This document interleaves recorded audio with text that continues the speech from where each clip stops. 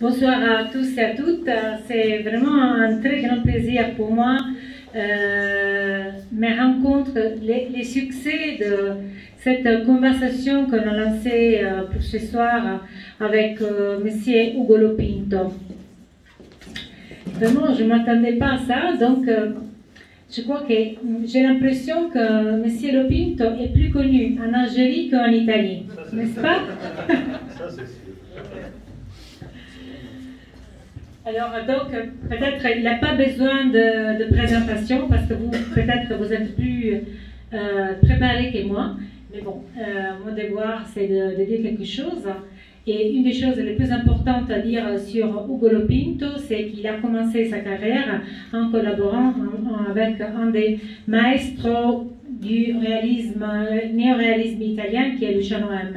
Comme vous savez, nous, on fait la promotion du cinéma italien, classique et contemporain. Et justement, par exemple, maintenant, on a organisé l'hommage à Federico Fellini, auquel vous êtes tous et toutes invités. C'est tous les lundis à 4h et à 6h30, ici, dans la salle polyvalente de l'Institut italien d'Alger, et tous les lundis.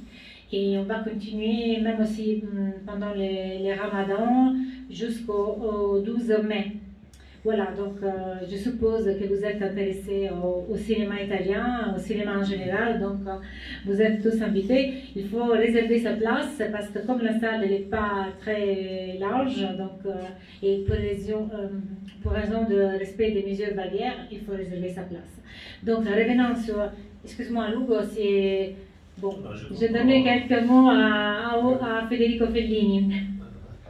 C'est grand. En plus, j'ai travaillé dans son studio. Ah bon? Studio 5. Ah bon, vous avez vu, il a travaillé avec Luciano M, il a travaillé dans les studios de Fellini, donc c'est vraiment, oui, un monsieur qui est très discret et ça je l'ai beaucoup apprécié. Il ne fait pas la star, alors qu'il est une star, hein, mais il est très humile, une personne qui met les autres à l'aise. Et ça, je l'ai vraiment apprécié beaucoup, parce que ça fait la différence de travailler avec quelqu'un qui met les autres à l'aise. Tu sais, dans le domaine de la culture, ce n'est pas toujours le cas, et vous le savez aussi. Donc, merci Ugo aussi pour ta personnalité si belle. Donc, il a travaillé avec Luciano M, donc un des réalisateurs les plus importants du néoréalisme italien. Et il a aussi participé à la Triennale de Rome avec Achille Bonito Oliva, qui est un critique d'art très important. Et en fait, il a fondé les mouvements de la Transalvaguardia en Italie. Et il a participé, disons, à l'école de la cité de Luc Besson à Paris. Donc, pas de commentaires sur ça. Et après, il a collaboré à réaliser beaucoup de longs métrages et des documentaires. Par exemple, Monk with a Camera, Monk with a Camera qui a été sélectionné pour les Oscars en 2015, et The Family Whistle. C'est un documentaire sur la famille Coppola, donc il a eu la chance de connaître la famille Coppola, de passer une période avec eux, 2 mois. et 2 mois. 2 mois avec la famille Coppola, le film qui a été fait par les nièces du réalisateur. Et donc, après, bon, il a fait beaucoup de choses, et par exemple, il a aussi participé à ce film, Les Crocodiles, qui a été le meilleur film au festival du film horror au festival de Porto Rico, n'est-ce pas? Et en revenant maintenant sur l'Algérie, donc il est vraiment une star.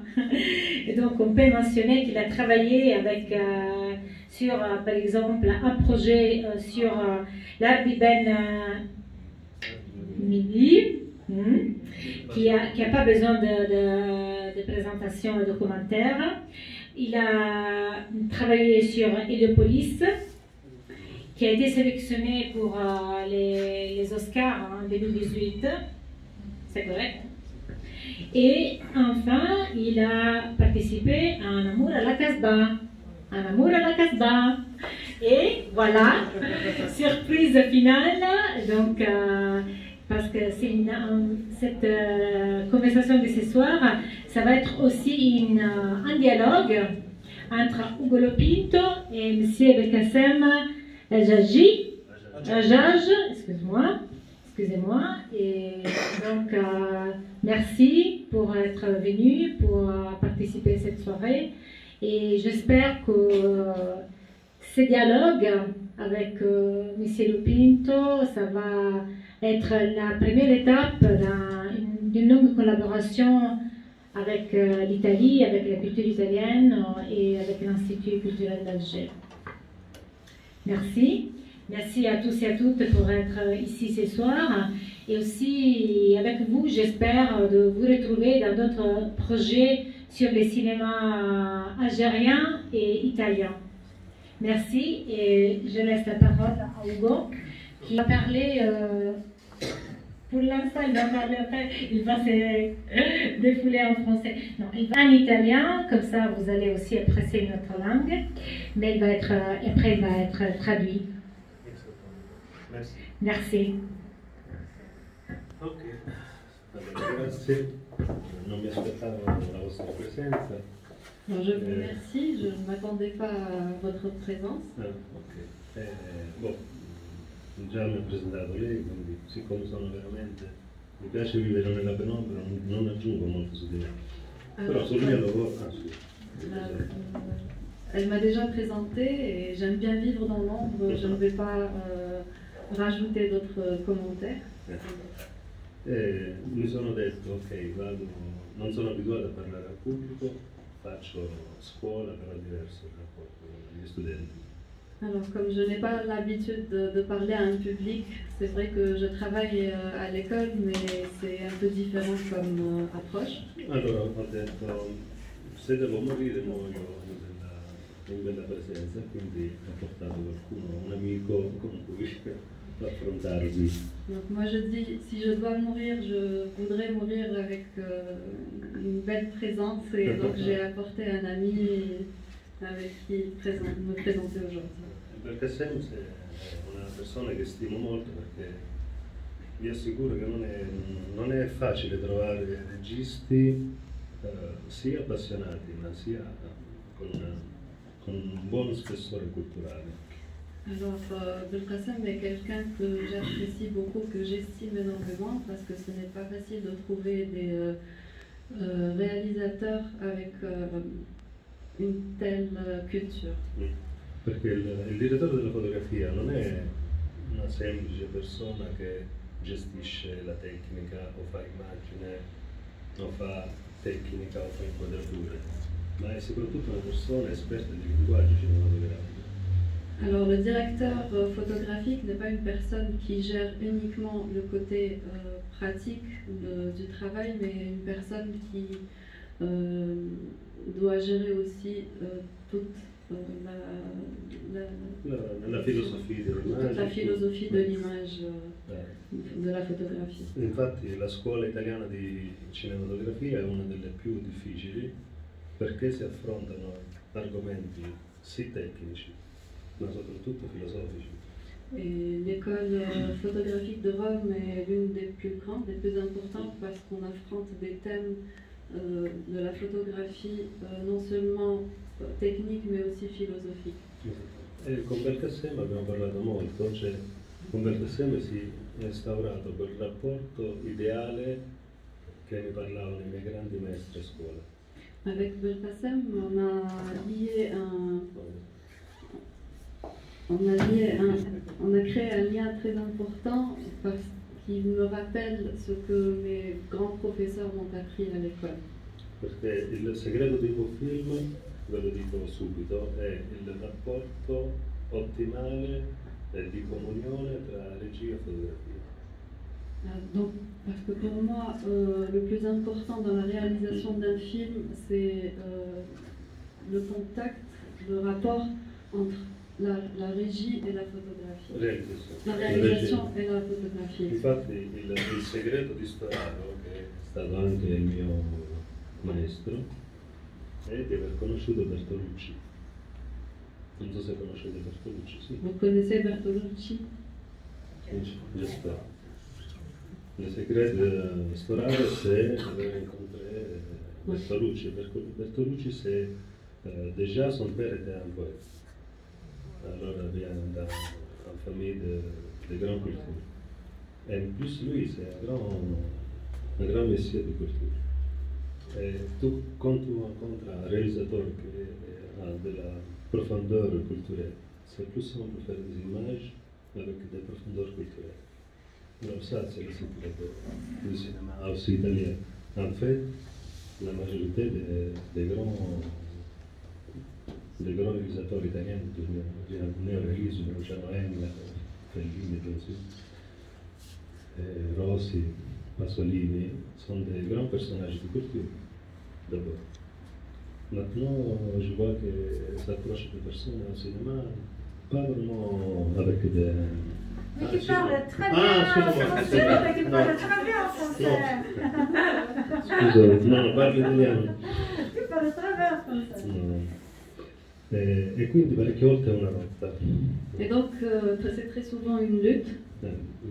Perché è difficile far capire, o è difficile per me capire cosa vuole il regista. Pour moi, il est très difficile de comprendre ce que le réalisateur veut. E quindi nascono in genere due tipi di progetti. Il progetto dove io sono una persona che segue in maniera superficiale, ma dipende da come mi spiega il progetto, e altri progetti che nascono con delle grandi discussioni. Et donc, il y a en général deux types de projets. Donc, un projet où je suis ce qu'on me demande d'une manière technique, et un autre projet où il y a de grandes discussions sur le sujet. Infatti non so se posso anticipare qualcosa del film di Belkacem. Con lui tutto ciò che in genere nelle scuole di cinema si passano come regole da rispettare, con lui abbiamo cercato di andare oltre.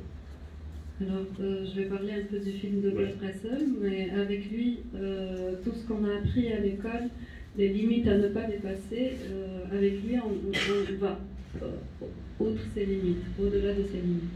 Perché da quello che ho capito anche io dell'arte, lo Gianoen prima di essere regista è critico d'arte. Il segreto anche dell'arte è proprio andare contro la regola. Ce que j'ai appris de l'art, c'est le secret de l'art, c'est justement d'aller au-delà des règles. Quindi anche i miei grandi mi hanno detto ok, impara tutte le regole, però poi quando lavori cerca di non rispettarle. Quindi questo è il segreto. Donc le principe c'est d'apprendre toutes les règles, mais une fois qu'on commence à travailler, c'est de dépasser ces règles-là et d'aller au-delà. Per esempio, io parecchie volte, anche quando ho insegnato a Parigi, anche se sui libri c'è scritto la famosa regola del campo, scavalcamento di campo. Alors quand j'ai été à l'école à Paris, par exemple, et que j'ai appris la fameuse règle de... Oui, all'école de cinéma noi étudions la ligne, ça veut dire la ligne entre deux comédiens. L'axe. E sotto le livre è écrit come mettere la caméra par rapport à cet dialogue. Mais la vérité est que dans le cinéma, la chose qui m'intéresse plus dans le cinéma, que normalement la grammatique du cinéma, c'est la grammatique ouverte, c'est pas morte. Alors on est toujours ouvert à changer aussi les règles. Et souvent les règles ça change aussi par rapport à l'audience, au public. Parce que c'est sûr, les films des années 50, ça change par rapport aux films de maintenant, par rapport au public, à l'audience. L'audience de l'époque n'avait pas trop d'informations. Alors, come dire, il realizzatore, il regista, aveva bisogno di scrivere la storia più semplicemente. Alors le réalisateur avait besoin d'écrire l'histoire d'une manière plus simple. Ora che abbiamo una società bombardata dalle immagini, il pubblico è più formato, quindi possiamo permetterci di raccontare la storia pure in maniera più complicata. Et maintenant que le monde est bombardé d'images, on peut raconter les histoires d'une manière beaucoup plus compliquée. La complicazione nasce da non seguire certe regole. Ecco. Poi se qualcuno farà la masterclass farò vedere praticamente cosa significa seguire una regola di un dialogo e come andare contro questa regola, perché poi bisogna conoscere la regola per andare contro. La règle, c'est d'apprendre les règles et d'apprendre après à aller contre ces règles-là. Si quelqu'un va suivre le master, j'expliquerai plus tard comment apprendre les règles et puis comment aller contre ces règles. Quindi il direttore della fotografia, non so, voi avete un'idea di che cosa possa fare il direttore della fotografia? Vous avez une idée de ce qu'est le travail, le métier de directeur de photographie? Presque. Normalement, le directeur photo, c'est quelqu'un qui est juste à côté du réalisateur. Et normalement, c'est bien qu'il va amener à symbiose entre les deux, parce que lui a un projet, lui a un message à transmettre, et moi, normalement, je suis le bras droit pour faire si que ce message arrive à tout. C'est bon? Okay. Allora, Belkacem, lui mi parla del suo progetto, della sua storia, e io cerco di coordinare un po' tutti i reparti per realizzare l'immagine adatta alla sua storia. Alors, Belkacem me parle de son histoire et moi j'essaie de mettre ensemble le matériel pour... Matériel, aussi tous les départements. Tous les départements pour réaliser son projet. Parce que normalement, le directeur photo est aussi responsable de tous les départements. Ça veut dire, moi, si lui me demande, ok, Hugo, je veux représenter cette émotion-là, moi, je commence à réfléchir sur la lumière, sur le rapport entre la lumière et l'ombre, sur les couleurs. Mais sur les couleurs, va intervenir aussi les autres départements, ça veut dire le décor, les costumes, le maquillage. Alors, comme ça, vous comprenez que normalement, le DOP, c'est le responsable de l'image.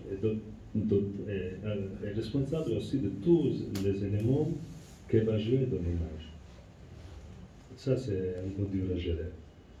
Mais quand tu as un réalisateur qui t'explique bien son projet, c'est un peu plus simple.